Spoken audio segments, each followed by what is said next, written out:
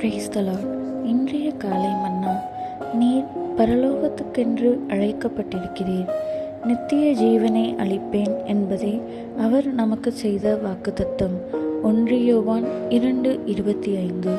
நித்திய ஜீவனை குறித்த வாக்குத்தத்தம் யாருக்கு சொந்தம்?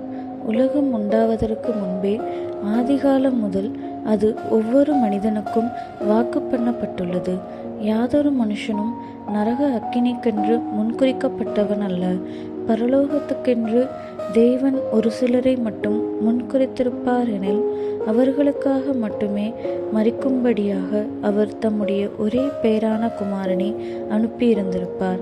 ஆனால் தேவன் தம்முடைய ஒரே பேரான குமாரனை விசுவாசிக்கிறவன் எவனோ அவன் கெட்டுப்போகாமல் நித்திய ஜீவனை அடையும்படிக்கு அவரை தந்தருளி இவ்வளவாய் உலகத்தில் அன்பு கூர்ந்தார் என்று யோவான் 3:16 வேதாகமம் கூறுகிறது.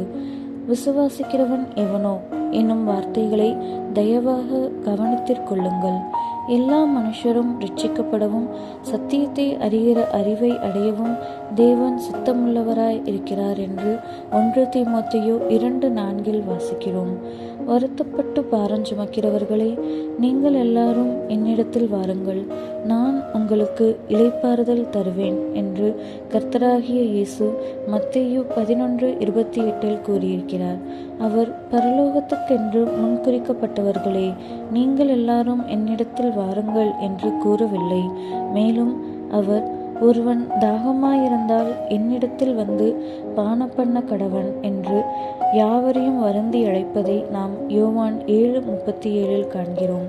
என்னிடத்தில் வருகிறவனை நான் புறம்பே தள்ளுவதில்லை என்று யோவான் 6:37 அவர் கூறுகிறார். அன்பான வாசகரே, நீர் நரக அக்கினிக்கென்று தேவனால் முன்குறிக்கப்பட்டிருக்கிறீர் என்று எப்போதாவது உம்மை குறித்து நீர் சிந்தித்ததுண்டானால் அது பிசாசினுடைய ஒரு கண்ணியே ஆகும். கர்த்தராகிய இயேசு ஒவ்வொருவருடைய இரட்சிப்புக்காகவும் மரித்தார். நீர் பரலோகத்துக்கென்று அழைக்கப்பட்டிருக்கிறீர். ஆகவே தேவனுடைய வசனத்தை விசுவாசித்து கர்த்தராகிய இயேசுவுக்கென்று ஜீவிக்கும்படி உம்மை அர்ப்பணம் செய்வீராக. அப்படி செய்வதற்கு நீர் துரிதப்படுத்துவீராக.